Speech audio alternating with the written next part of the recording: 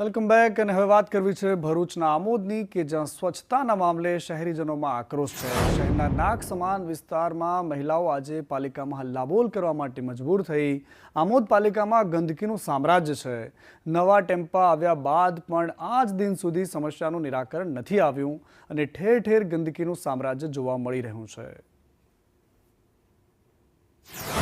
कचरा विस्तार करवा આવ્યા કે કચરો અમારે લઈ નથી જતા કચરાવાળા ને લેવા આવે તો બી અમારે દોડવું પડે ટેમ્પાની પાછળ ટ્રેક્ટરની પાછળ ને ત્યારે અમારો કચરો નખાય। બીજી જગ્યાએ અમારી પાણીની સુવિધા એ છે કે પાણી અમને રેગ્યુલર મળતું નથી।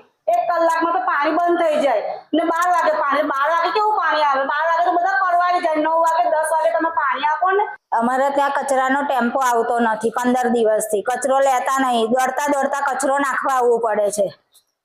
ને ગાડીઓ વાળા રોડ ઉપર મૂકીને દુકાન અહીંયા જતા રહે છે। પાણી નથી આવતું કેટલાય દિવસથી ધીરું પાણી આવે છે।